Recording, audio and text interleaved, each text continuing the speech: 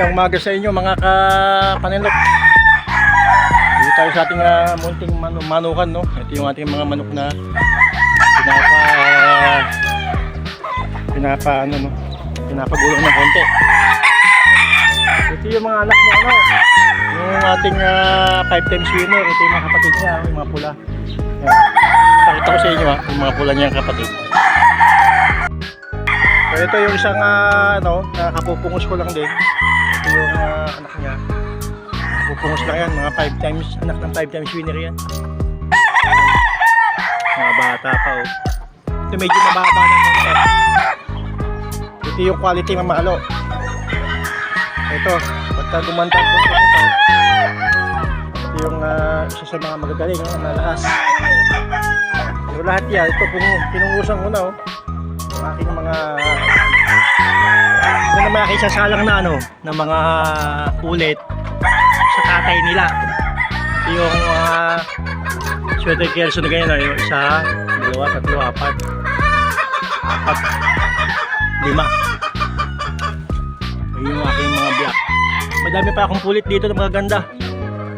Kaya available pa. Ito yung isang anak ng 5 times winner natin na Kelso. Kelso Boston. Pinungusan ko na sila eh.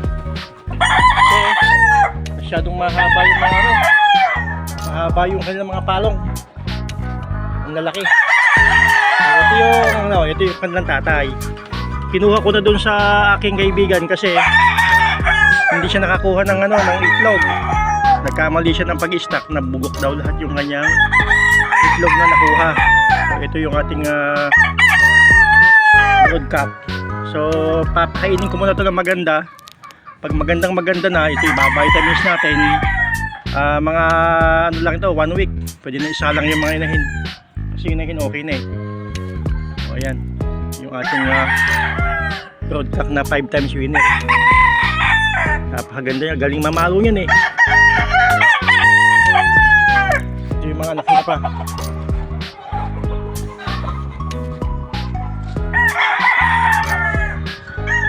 Ito yung isang magaling na natin. Yan, galing yan. Mas mamalo. Nakita mo yung paa niya pagka mahalibas ang paa.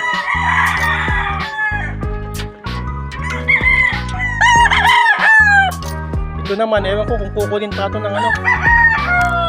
kukunin pa ito ng ating kaibigan na kasi hindi na siya nagme-message sa atin. Kami silang yun sila communicate. So ito yung mga anak ng ating 5 times winner yan.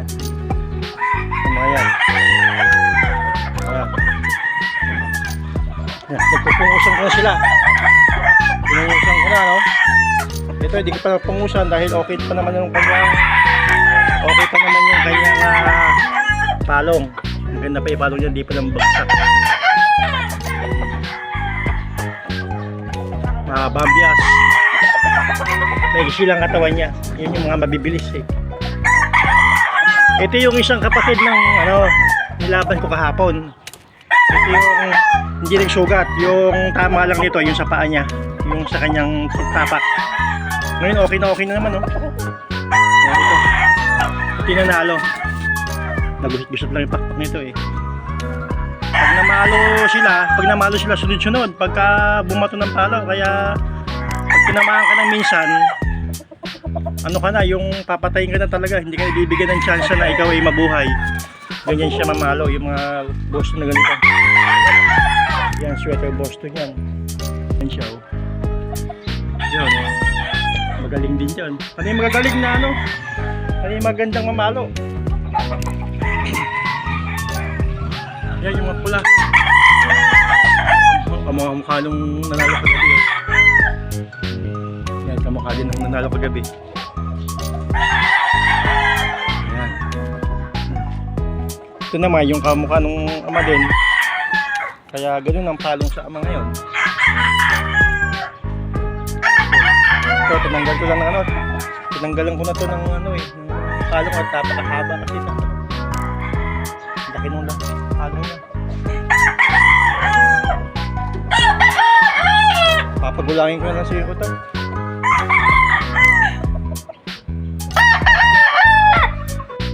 Bali kahapon, nung kahapon ito, magandang salisain. Quality food.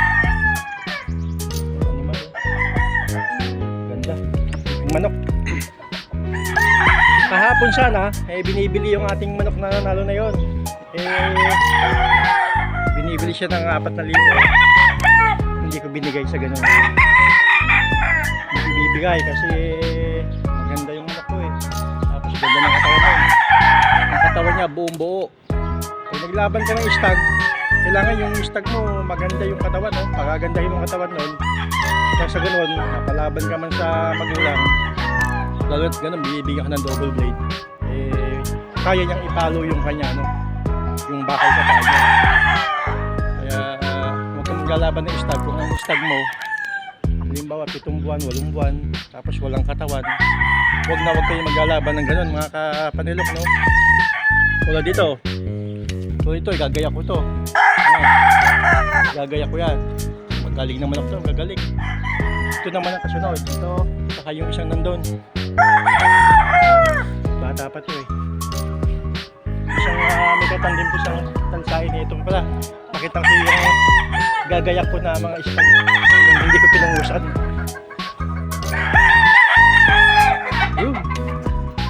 Ayun siya. Yun yung itatandem ko yan. Mga 2 weeks lang, 2 weeks. Pagka nahanda ito ng mabuti, sa 2 linggo, papalo ng malakas yun. Ayan. Ito yung isang type ni Uncle Bong. Lakas papalo. Pagka bumato ng palo, sus, humahalibas ang paa. Pag dumikit ka, tatamaan ka ng paa dito. Yun yung mga anak natin na sweater boxer. Ito naman, ito yung aking gawin nga broadcast, kaya siya lang yung hindi ko tinanggalan ng palong. Hindi ko tinanggalan ng palong dahil gusto ko may palong siya pagka ginamit. Ginamit ko siya na broadcast. Binalos lang tayo dahil daming tatamaan sa ulo pa. Pa tayo tatamaan. Ngayon naman, tanggal na rin ang palang ito. Salisahin naman ang ating susubukan ngayon. Nakadalawang stag na tayo ng salisahin. Ngayon, dalawang stag na sweater Boston. At ngayon, dalawang stag naman na salisahin. Yung mga ganyan. Ito late ito naglaban Pero nung lumaban, sus ito. Kung makikita nyo lang ang mga palo ng mga talisahin namin, ang lalakas ng mga paa. Talagang sa ganung edad pagka naihanda mo na, lumalakas pa sila ng todo Ito late din itong laban. Late ng laban yan, pero nung dito namin, napakagaling. So yan ang ating mga manok dito. Bali mamaya magsasalang na ako ng itlog. So sa katapusan may sisiw na yun. So yun na yung ating yung gusto mag-avail ng ating anak naman nung ito anak nito ang ating sweater dog. Pagka naging sisiw yan, ito ang mga kamukha. Dito ang kamukha niya. Yan, ito yung ating broadcast. Ito naman, ang style nito mapaa. Papataas pagka sumalubong pamipaa, pinapalo nito. Lahat ng stag mo, pagka ganito ang kulay, lahat ganyan na, magiging manok mo. Panigay ng kulay ang mga manok. Ayan, Tapos kumuha pala ako ng isang brown red na hats na babae. Ko dito, minekos-mekos ko na naman kung kakalabasan. Kasi yung black na yun, malakas yun.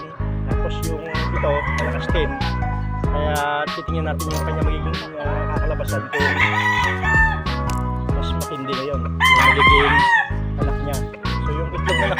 flock. May nakuha na ako ng mga 17 eh. Isang inahin lang yon. Sa isang inahin, may 17 na ako nakuhang itlog. So, ganun mag-ipon ng itlog. Pagkano, mamayang hapon, sasalang ko na sila sa incubator ko. Bilang lang tayo ng mga 21 days. Di may sisyo na tayo. Makakatapos na nitong buwan na to, may tayo. May panibago na tayo mga sisiw na papalakihin. So, yun lang. So, ang sabong natin hindi natin masabi yan Minsan, hindi yung pagkatalo, hindi yung yung nananalo din. Kaya yun, ay pakita ko ulit sa inyo yung yung nanalo natin na kaista. Batang bata yun. Ganun ako sumubok ng bloodline. Kailangan sa ganung edad masubukan mo yung bloodline mo kung talagang epektibo. Kung talagang kapag magpapalahi kayo, subukan nyo na agad yung palahi kung talagang magpapanalo.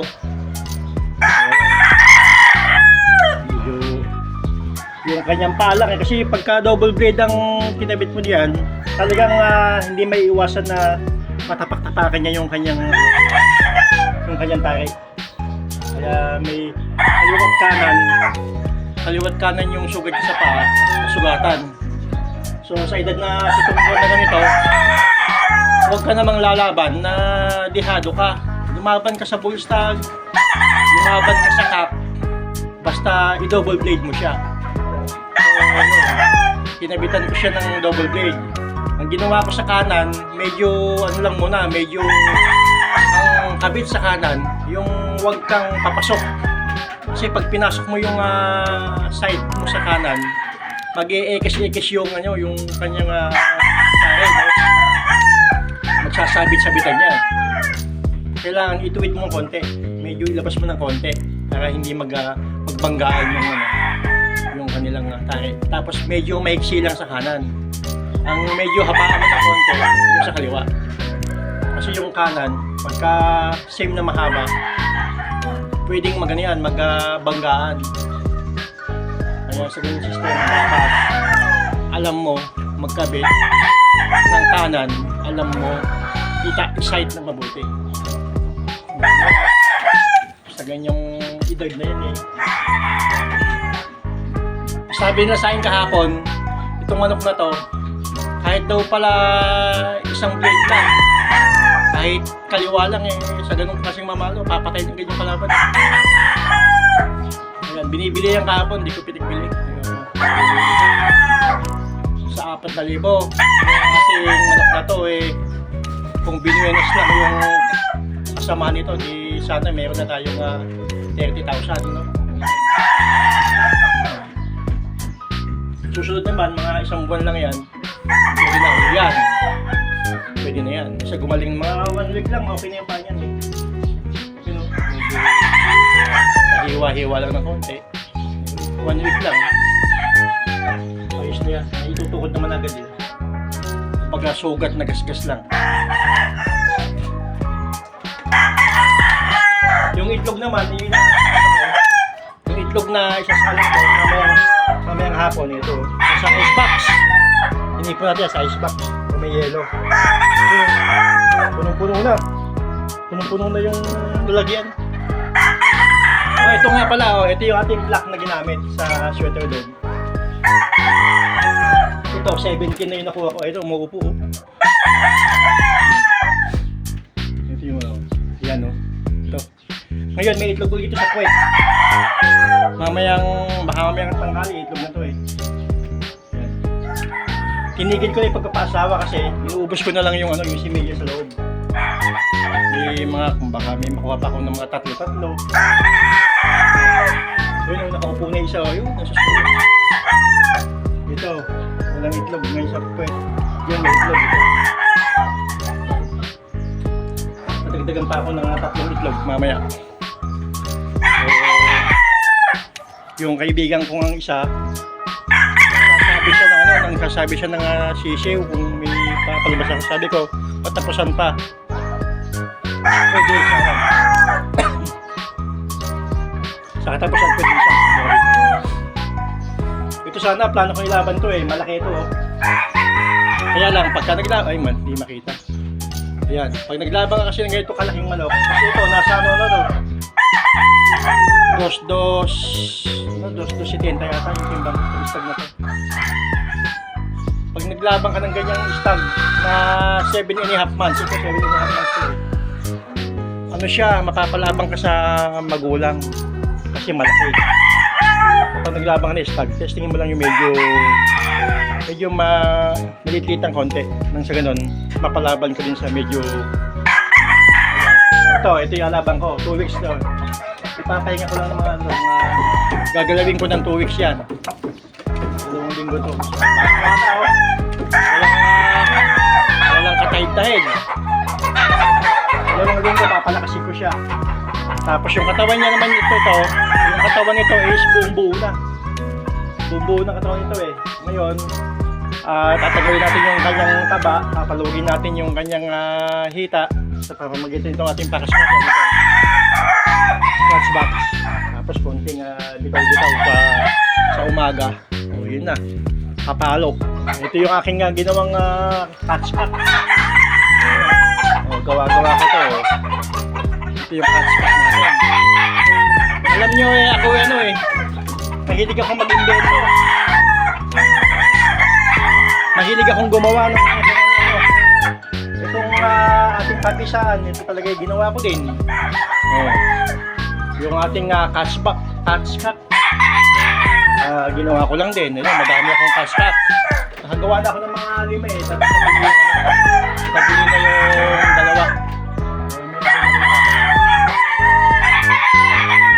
2. Tingnan dito. Ating mga stag na ilalaban. Kaya yung ating mga stag, kung matalo man, nakikita mo kung paano sila nakipaglaban. Ganun. Nakikita mo paano nakipaglaban. Lalo na kung itong mga stag na to ay gugulang. Pagka umabot ito ng siyam na buwan yan, napakalakas na manok. Ito, malakas na manok to. Wala ka namang wala kang tulakabigin sa kanila kasi yung titignan mo yan kung yung nilang paa ay pinapalo talaga. Ayun mo, tingnan yung tahid. Liit-liit, napakaliit ang tahid. Liit ang tahid niya, talagang batang-bata. Yan ay 7 buwan. 7 buwan at kalahati sa ganyang edad. Malaki ito. Malaki.